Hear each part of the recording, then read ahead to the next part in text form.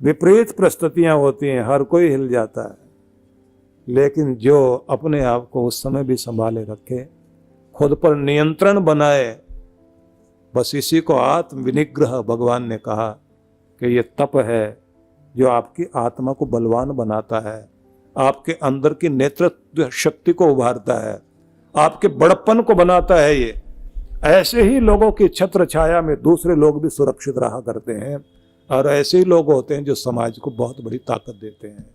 इसलिए अपना व्यक्तित्व उभारने के लिए, निखारने के लिए हमें सबको कुछ न कुछ तप करना चाहिए।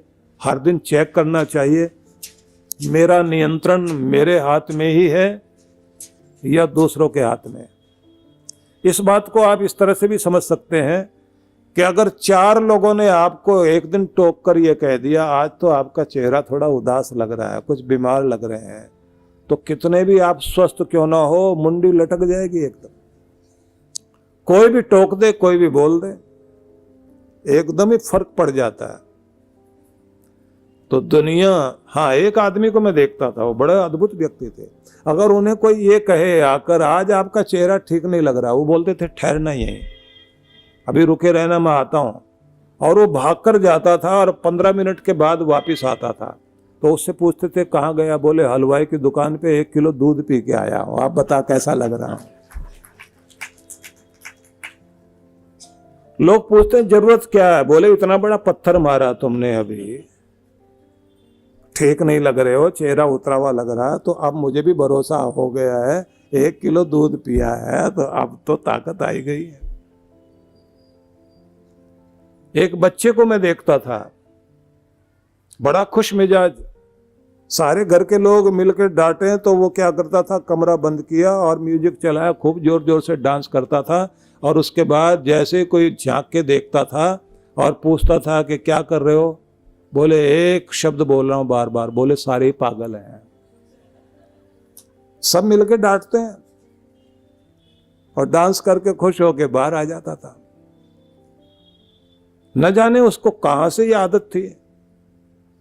पूछते थे कि ऐसा क्यों करते हो? बोले 2 ही रास्ते हैं, या तो बैठ के रो या फिर नाचो। गोरखनाथ ने 1000 रास्ते बताए ध्यान के, उन्हीं में एक बात बड़ी अद्भुत कही, हंसी बा खेली बा धरी बा ध्यानम। हंसो खेलो और अपना ध्यान धरो, भगवान से रिश्ता जोड़े रखो। उन्होंने ये नहीं कहा कि बस आंखें बंद करके ही ध्यान होगा। तुम्हारा हंसना खेलना मुस्कुराना काम करना ये जारी रहे, लेकिन तुम्हारा ध्यान भगवान से जुड़ा रहे तो तुम्हारे जीवन में और आनंद उतरता रहेगा। हजारों तरीके बताए उन्होंने। इसलिए गोरखनाथ की पद्धति एक नहीं अनेक पद्धतियां होने के कारण लोगों ने कहना शुरू कर दिया क्या गोरख धंधा लगा रखा है। एक हो तो समझ में आया, 1000 है। तो आदत बनाओ कि ज्यादा देर तक सिर दर्द नहीं रखना। कोई बात हुई, हाँ एक बात जरूर कर लिया करें। महिलाओं को कोई बात ज्यादा बुरी लग जाती है और वो फिर 3-3 दिन तक दिमाग में घूमती रहती है। तो एक तो सभी को विटामिन सी की रोज जरूरत पड़ती है।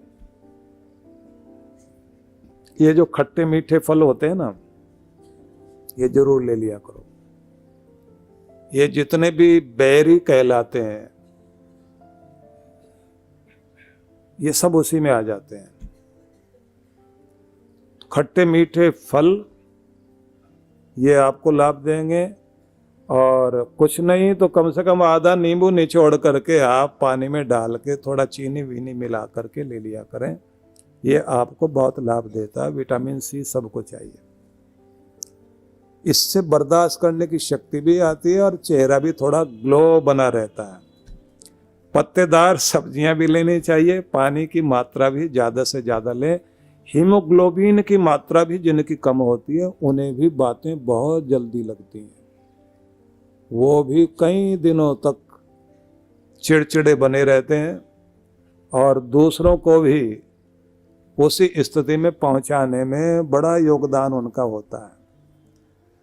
दूसरी बात ये कहना चाहूँगा कि जिन लोगों के घरों में थोड़ा ऊंचा नीचा बोलने की आदत है, तो वहाँ पति पत्नी में कोई विवाद भी हो जाए तो ये कोशिश करनी चाहिए कि किसी तीसरे को बीच में कभी मत डालें, क्योंकि पति पत्नी की लड़ाई कोई बहुत बड़ी लड़ाई नहीं होती।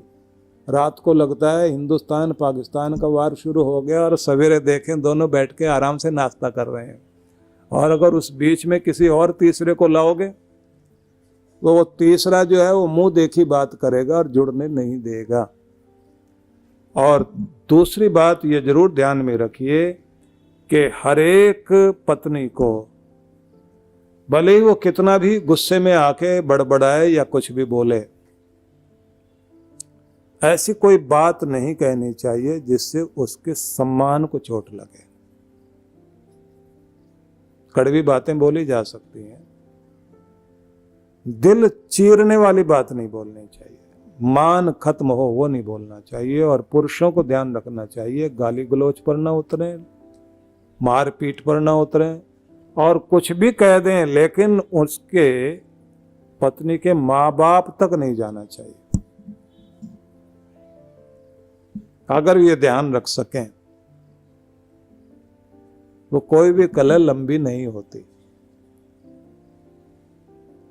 तीसरी बात ये भी है कि अगर कभी नाराज होकर चले भी जाएं मायके, तो हफ्ता ज़्यादा से ज़्यादा 10 दिन से ज़्यादा लगाने नहीं चाहिए।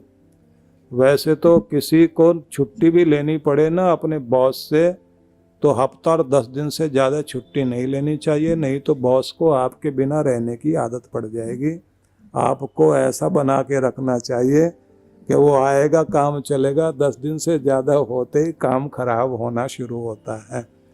और अगली बात ये ध्यान में रखनी है कि अगर विवाद हो भी जाए पति पत्नी का, तो आपस में संवाद को नहीं बंद करना चाहिए, मतलब बातचीत जारी रखनी चाहिए। ये जो आप चुप होके बैठ जाते हैं, उस समय सारा ध्यान तो एक दूसरे पे लगा रहता है, बाकी बातचीत नहीं करते। तो आपको बातचीत जरूर करनी चाहिए, बोलते रहेंगे दिल हल्का होगा। और अगर कोई रूठ के चला भी जाए तो अपने नाक का सवाल मत बनाओ, खुद ही फोन करके बोल दिया करो। और जब आप फोन करके बोल दें तो उस समय अकड़ने की कोशिश मत करो, तुम बड़े, तुम जीते हम हारे, चलो कोई बात नहीं। रिश्ता नहीं हारना चाहिए, भले ही खुद हार जाओ। इस बात को जरूर ध्यान में रखना चाहिए, क्योंकि आज के समय में घर में बड़े बुजुर्ग समझाने वाले नहीं रहे, ना कोई समझता, तो इसलिए हमें बीच में बोलना पड़ता है, जरूरी हो गया है। और ये भी ध्यान रखिए, कृष्ण भगवान ने एक शब्द और कहा, भाव संशुद्धि। भावनाओं की शुद्धता पर जरूर ध्यान दें। ये सब तप कहलाता है। जिनकी भावनाएं अच्छी होती हैं, वो भाव तरंगें दिलों को टूटने नहीं देती, वो जोड़ती हैं, वो मिलाती हैं। और ये बात याद रखिए, इंसान का हृदय एक ऐसी उपजाऊ जमीन है, इसमें जिस तरह के बीज बोओगे वही तेजी से उगते हैं। चाहे ईर्ष्या के, द्वेष के, लड़ाई के, झगड़े के, या प्रेम के, सौहार्द के बीज बोइए, उगेंगे। तो कुछ ऐसे बीज बोएं जिससे प्रेम के पौधे उगें, प्रेम के फूल खिलें, प्रसन्नता बने।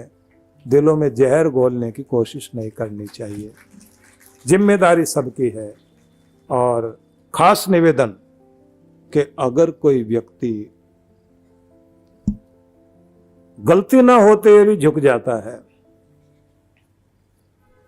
सॉरी कह देता है, तो उससे वो छोटा नहीं हो जाता, बल्कि इससे यह पता लगता है कि उसके मन की भावना ये है कि भले ही मेरी जिद न जीते, लेकिन मेरा रिश्ता जीत जाए, मेरे रिश्ते में कमी नहीं आनी चाहिए। क्योंकि मूर्खताएं तो दोनों किया करते हैं, दोनों तरफ से होती हैं। तो कोशिश कीजिए कि आप अपने घर को, परिवार को अपने व्यवहार से स्वर्ग बनाएं। आपका स्वर्ग आपने ही बनाना है। सुंदर ढंग से आप अपने घर को, दीवारों को सजाते हैं। मैं हमेशा कहा करता हूं कि जब आप एक नया घर बनाते हैं तो घर के अंदर एक घर भावनाओं का बनता है, और वो तब बनता है जब सब मिलकर, अगर बेटे की या बेटी की शादी हुई, बहू घर में आई है, तो सबको बदलना चाहिए। अब तक जो व्यवहार हुआ वो चेंज करिए। आप एकदम सारे घर का व्यवहार, उठना बैठना, तरीका, तौर तरीका सबको बदलना शुरू कर दीजिए। और उसके बाद आप देखिए एक नई पारी शुरू होती है घर में खुशहाली की, और भगवान करे सबके घरों में ऐसी खुशहाली आए। मैं सबके लिए बहुत बहुत मंगल कामना करता हूँ।